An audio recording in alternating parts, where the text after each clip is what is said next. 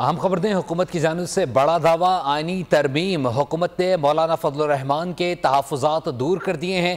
Chairman People's Party Bilawal Bhutto Zardari, Ishaq Dar اور اعظم نذیر ڈار کے درمیان ملاقات کی اندرونی کہانی سامنے آ گئی ہے۔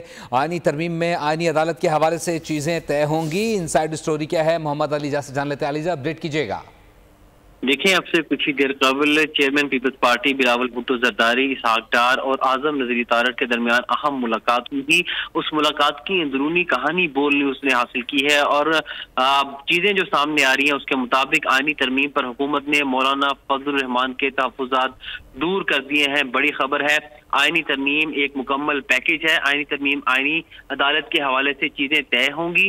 آئینی ترمیم میں ججز کی تقرری کا طریقہ کار بھی طے کیا جائے گا۔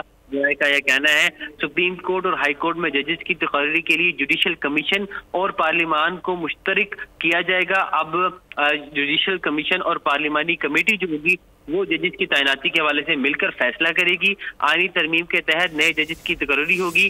آئینی عدالت بنانے کا مقصد عام لوگوں کو جلد انصاف فراہم کرنا ہوگا۔ بلاول بھٹو زرداری نے حکومت اور مولانا فضل الرحمان کے درمیان ثالثی کا بھی کردار ادا کیا ہے، ذرا یہ دعویٰ کر رہے ہیں۔ آئینی ترمیم دونوں ایوانوں میں آج ہی پیش کیے جانے کا امکان ہے۔ قومی اسمبلی اور سینٹ میں حکومتی ارکان کی نمبر گیم بھی پوری ہو گئی ہے اور آئینی ترمیم میں منحرف ہونے والے ارکان کے ووٹ کے استعمال کو بھی قانونی بنانے کے حوالے سے بات کی جائے گی۔ جی بہت شکریہ محمد علی جا اپڈیٹ کرنے کے لیے۔